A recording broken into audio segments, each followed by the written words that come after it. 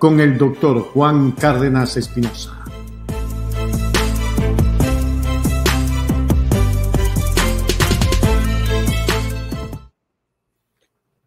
Queridos amigos y amigas, buenas noches.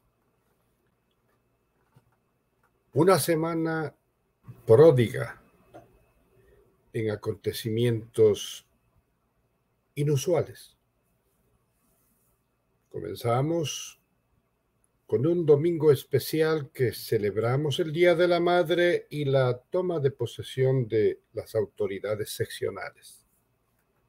Una especie de fiesta popular porque la gente reivindicó el triunfo del 5 de febrero último, al tiempo que recordó aquel rechazo a la maniobra de la consulta popular que sabemos fue mañosa. El mismo día, la Asamblea Nacional renovó sus autoridades para el resto del periodo al que fueron electos. Y se dio una pauta de lo que está ocurriendo en cuanto a la correlación de fuerzas entre el Ejecutivo y la función legislativa. El presidente Saquicela fue ratificado en su función con 96 votos, un número muy significativo y decidor, que no son los mismos votos que se puede obtener cuando llegue la votación del juicio político, es discutible. Pero no vamos a perder tiempo en esas elucubraciones, sino que nos trasladamos al día de hoy. Y nos encontramos con que amanecimos con movilizaciones de buses, llevando gente obligada por las circunstancias a hacer bulto, a hacer presencia. Algunos entrevistados no sabían para qué iban, pero tenían que cumplir, de lo contrario, les sacaban, dicen, de la lista de los beneficiarios de las casas. No sé de qué casas hablen, porque aquí no pasa nada. Asimismo, la asamblea se instaló legalmente convocada para continuar con el mandato que dispuso el Pleno en la sesión anterior. Continuar con el juicio político al presidente. Y repitamos para que quede muy claro. Venimos de aquel deporte nacional de votar presidentes cuando le daba la gana a la partidocracia. Cuando a alguien no le gustaba, simplemente lo votaban. Ora por loco, ora por sonso, pero igual los votaban. Y hacían de la sustitución un mercado de pulgas. La Constitución de Montecristi legisló para que esto no vuelva a ocurrir, porque el nuestro es un régimen presidencialista y la suerte del presidente no puede estar en manos de antojos arbitrarios. De manera que se instauró un juicio político con reglas claras. Y ese juicio político consta en el artículo 129 de la Constitución.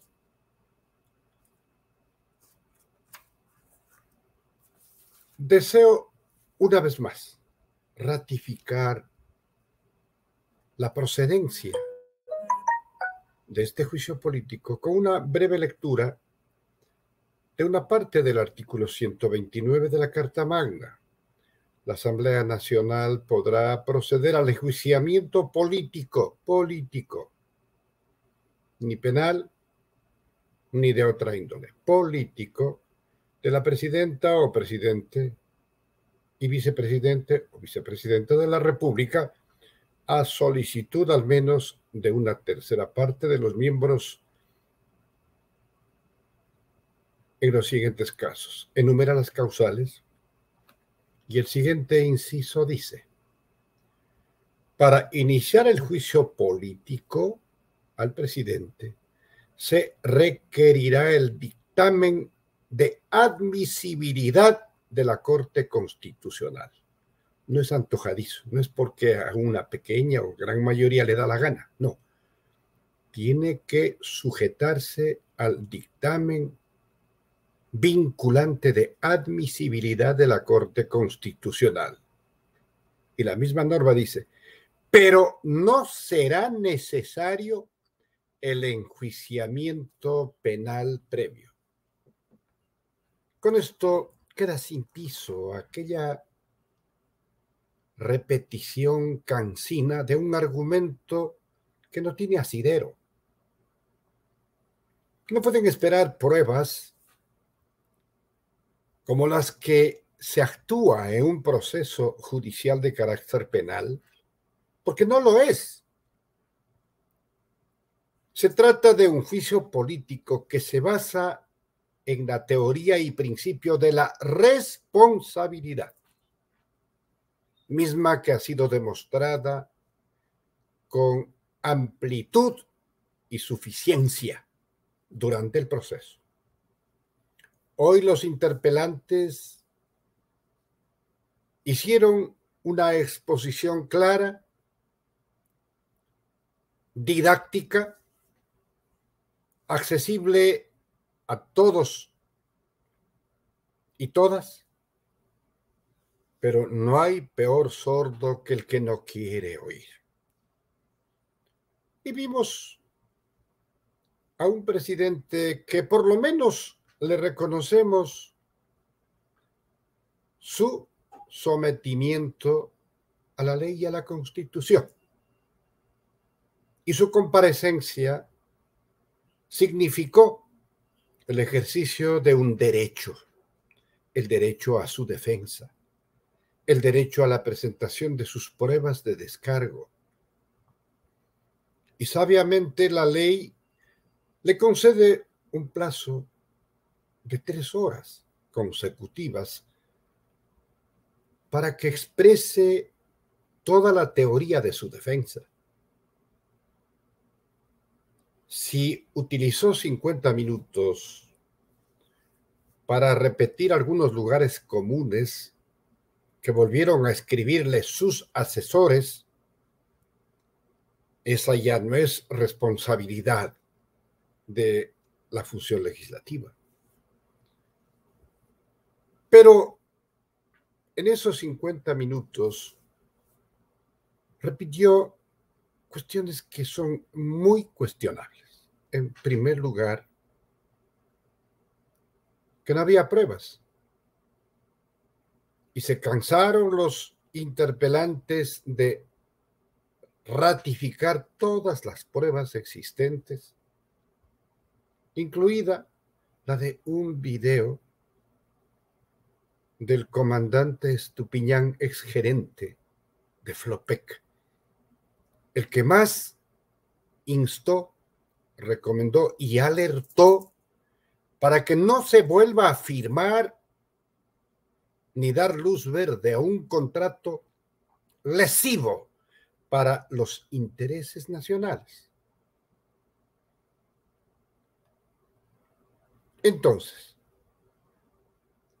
esas pruebas no se podían desvanecer con simples repeticiones sin asidero.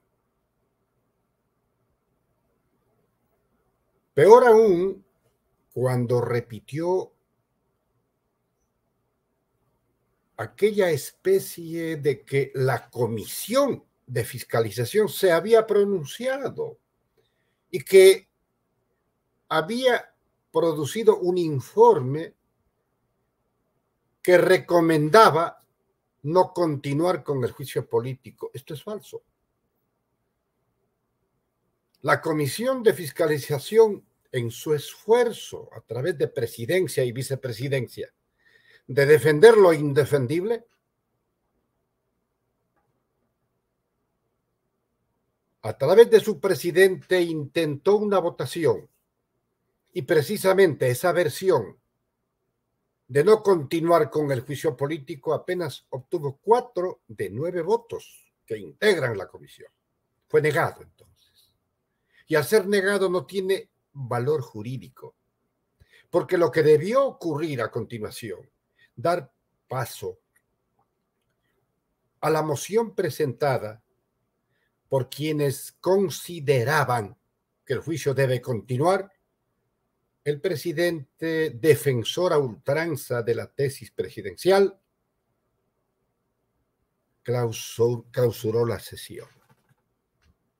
Y al hacerlo, se produjo lo previsto en el artículo 142 de la Ley Orgánica de la Función Legislativa, es decir, al no existir un pronunciamiento de la comisión, en este caso de fiscalización, le corresponde al Pleno de la Asamblea Nacional, la máxima autoridad de la función legislativa, resolver.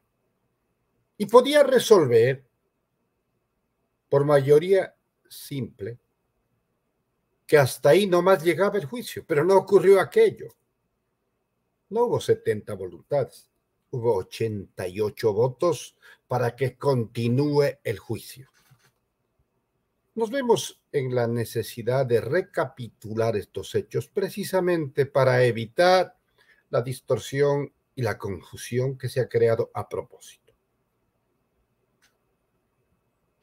Cuando el alguacil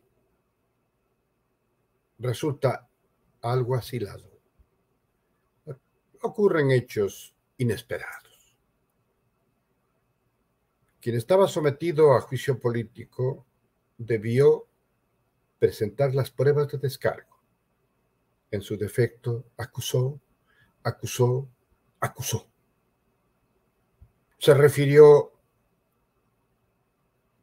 en términos peyorativos en contra de los interpelantes, en contra de quienes tienen una tesis definida respecto a la responsabilidad de un presidente que, pese a las alertas,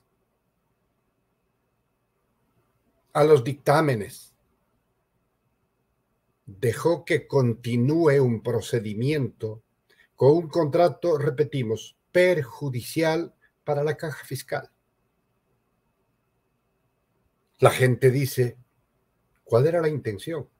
Favorecer a una empresa privada, porque estamos con un gobierno neoliberal que privilegia los intereses de la gallada, de las élites, de los sectores empresariales que son privados. Por manera que nadie tiene la culpa de que el presidente no utilizó su tiempo para lo elemental, para lo fundamental, para lo procedente, para presentar pruebas de descargo. Y más bien prefirió presentar una especie de informe de labores, una rendición de cuentas anticipada al 24 de mayo. También esto es premonitorio. Y dicho eso, con afirmaciones totalmente alejadas de la verdad, como aquella de que el país vive una estabilidad. El Ecuador, de 18 millones de compatriotas, vivimos la más grande inseguridad en todos los órdenes. Los que sí sienten una estabilidad son los banqueros, los grandes grupos económicos, los tenedores de papeles de la deuda externa y de bonos. Por eso que la prioridad del gobierno de Banquero, de un gobierno neoliberal, es la acumulación de una reserva monetaria internacional en un banco extranjero que se nutre de la recaudación tributaria, de la renta petrolera, de los préstamos del Fondo Monetario y de multilaterales, inclusive de las generosas remesas enviadas por nuestros hermanos migrantes, y se ufanan de haber acumulado un valor cercano a 10,000 millones de dólares. Y nos quieren decir que lo hacen por prudencia, porque son previsivos y porque son buenos pagadores de la deuda externa. Se han preguntado por qué esta inusitada conducta de pagadores de la deuda. Simplemente porque están defendiendo sus intereses particulares. Porque no es Juan Piguave portador de papeles de deuda ni de bonos. Son los mismos grupos económicos, son los banqueros, quienes al prever el pago de la deuda cumplido y hasta con anticipo, están asegurando la recuperación de sus inversiones especulativas con papeles de nuestra deuda. Y es por eso que defienden ese negocio. Por eso que no tenemos dinero para medicinas, para equipamiento de hospitales, para mantenimiento y reconstrucción del plan vial que se cae a pedazos y estamos incomunicados. No hay dinero para la seguridad ciudadana. Más de 100,000 jóvenes no fueron admitidos en las universidades porque no hay disponibilidad ni presupuestaria ni académica. Esa también fue una tremenda frustración que en un momento dado movilizó la ingenuidad de algunos jóvenes que creyeron al neoliberal. Mientras acumulan la deuda, en este caso la reserva para pagar la deuda, y se benefician ellos, nosotros padecemos una inestabilidad que por ser real, y la sentimos todos los días, contraviene lo afirmado por el presidente.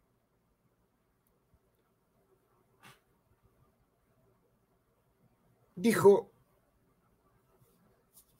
algo que nosotros a su tiempo ya reconocimos: la campaña de vacunación. Después de todo lo malo, negativo, selectivo, que fue el proceso de vacunación implementado con dedicación express para los panas de parte del traidor, cualquier cosa era buena. Y que nos vacunen era su obligación. Todos los países del mundo vacunaron a sus connacionales por la pandemia del COVID. Y nadie de ellos reclama una condecoración por ello. El simple cumplimiento del deber no es otra cosa que la razón de ser y de haber sido elegido. Lo otro, una serie de reivindicaciones que contradicen la lógica. El Ecuador tiene una alta tasa de desnutrición infantil crónica, sobre todo en el campo. ¿De qué estabilidad podemos nosotros hablar? Fue entonces un informe de labores plagado de incertidumbres que motivó a la gente a justificar las razones que tiene el pueblo para buscar un mejor derrotero para la patria. Se inició el debate están en su derecho, los 135 legisladores, porque los dos son interpelantes. De nuestra parte, felicitamos con emoción y con gratitud a la compañera Viviana Veloz por el talento que utiliza para defender la causa de 18 millones de compatriotas, por su dedicación al estudio de los fundamentos de hecho y de derecho que sustentan este juicio. Viviana se ha ganado el respeto nacional, porque no utilizó la tribuna para la diatriba, pero sí para la constatación probatoria de las acusaciones. El debate continuará. Todos tienen derecho a expresar lo suyo. Ahí les vemos a algunos haciendo malabares para querer explicar por qué vendieron su voluntad, por ejemplo. ¿Por qué se desafilian de un partido y se quedan a la vera del camino esperando la recompensa? Nos da mucha pena que la politiquería haya ganado un espacio que parece ser no les va a ser suficiente.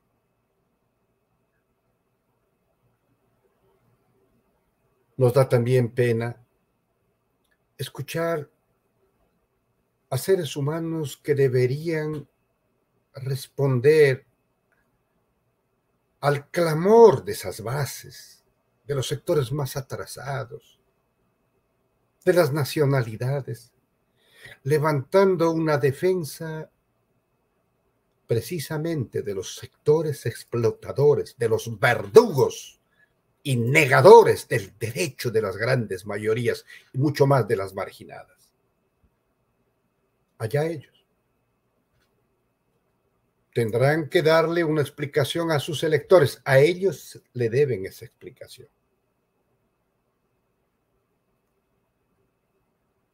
Posiblemente entre el sábado o domingo, el presidente de la legislatura convocará a la sesión para la votación, ya sin debates, para la votación. Y será entonces la hora de la verdad. Se menciona, sin embargo, aquel fantasma que nos han esgrimido desde el comienzo como una amenaza, manejada al antojo de las circunstancias, la muerte cruzada. Decimos de frente que es una institución constitucionalmente prevista. Es una facultad que tiene el Ejecutivo y así lo contempla el artículo 148 de la Carta Magna, la muerte cruzada. Pero ojo, la norma constitucional, pese a la generalidad de sus declaraciones doctrinarias y filosóficas, se dio tiempo para establecer que, luego de la dictación del decreto ejecutivo de la muerte cruzada, el Consejo Nacional Electoral tiene 7 días para convocar, no para organizar, para convocar el proceso electoral para la elección de presidente, vicepresidente de la República y 137 asambleístas. Hay por ahí gente que dice, no, si lo que tiene que hacer el Consejo Electoral es preparar. En esa preparación, este Consejo Electoral, que le debe al país muchas explicaciones, se puede demorar el resto del periodo organizando, no. Tiene que señalar día y hora en 7 días, convocando con día y hora para las elecciones presidenciales y legislativas. Eso dice el artículo 148 de la Constitución. Por manera que no es un antojo, un arbitrio o un mal o buen talante para que intenten crear la ficción de que se va a quedar un buen tiempo sin Congreso, sin oposición, sin asamblea, cuando de hecho la Corte Constitucional debe velar por la constitucionalidad de los decretos leyes de carácter económico. Estos mismos decretos leyes firmados en este lapso, mientras se convoca a elecciones y se celebran las elecciones, no es que puede responder al libre arbitrio del presidente, porque habrá un control previo de la Corte Constitucional respecto a la procedencia de los decretos leyes en materia económica, los mismos que estarán sujetos a valoración de la nueva Asamblea Nacional que se elija, y esta está autorizada para revocar o ratificar. Así que no es la panacea, ni mucho menos. Y hemos escuchado en forma muy reiterada y saludable la actitud de la bancada de la Revolución Ciudadana, que con desprendimiento y generosidad política se han expresado acerca de que sus curules están a disposición, que no pueden aferrarse, porque esto de la muerte cruzada debe dejar de ser ya un instrumento de amenaza y tomárselo muy seriamente en la significación constitucional que le da la Carta Magna. Esperemos entonces que estos días cargados de sorpresas determine la culminación de esta situación que detiene al país en vilo. Nosotros esperamos que los resultados favorezcan a las grandes mayorías del país. Que no se pretenda justificar, como dicen algunos amigos del gobierno, y que utilizan la pluma del periodismo para una defensa a ultranza. Dicen, por ejemplo, este gobierno es insufrible, insoportable, inviable, no va más, es inepto, pero hay que defenderlo. ¿Quién los entiende? ¿Saben lo que pasa en el fondo? Le tienen terror a la figura del expresidente Correa y al correísmo. Pero quieren tratarnos como que fuésemos parte de un esquema que ellos desechan o no. Y no se dan cuenta que el correísmo es el depositario de la mayoría de la voluntad expresada en las urnas y que tiene la absoluta legitimidad de exigir respeto por esa voluntad, que es la esencia de la democracia. Además, ya hay ciertas sugerencias de tratar de descalificar, dizque, a la justicia de hoy. A esa justicia que la utilizaron para la persecución y el odio. Ahí sí esa justicia, que era la quinta esencia de esa cuadrilla de demolición nacional capitaneada por Trujillo, ahí sí esos jueces que mandaban a la cárcel a todo aquel que se identificaba con el correísmo. Esa era la justicia ideal para ellos. Ahora esa ya no vale. ¿Y saben por qué? Porque en el mundo hay inquietudes hay preocupación por la forma grotesca como manosearon la ley y una sentencia con la cual condenaron al presidente Correa, al vicepresidente Jorge Glass, e inclusive hay una playa de empresarios honestos y patriotas,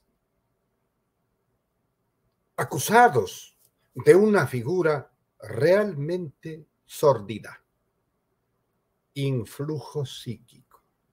Es decir, que mediante telepatía, alguien, en este caso Rafael Correa, influenció para que cometan delitos en su nombre. Solo que no han podido mostrar un centavo procedente de actos supuestamente de corrupción. Uno solo. Y que tuvieron que más bien echar mano a aquel préstamo de $10,000 con el que justificaron su venganza. Quieren que esto prevalezca, que se mantenga como una herida lacerante al derecho, a la justicia. Y si existe una acción de parte de la misma justicia para depurar sus actos, para revisarlos, ¿acaso le tienen que pedir permiso a alguien? ¿Acaso no aplaudieron a rabiar cuando morbosamente festejaron aquella actitud vergonzosa que nos postran en la opinión pública mundial, esto del influjo psíquico? Eso sí estaba bien, ¿no? El lawfare, la utilización de la justicia para perseguir a un gobierno que durante 10 años construyó una patria distinta y para todos. Y ahora están muy preocupados por eso. Y entonces en salud empiezan a curarse con estos rezagos de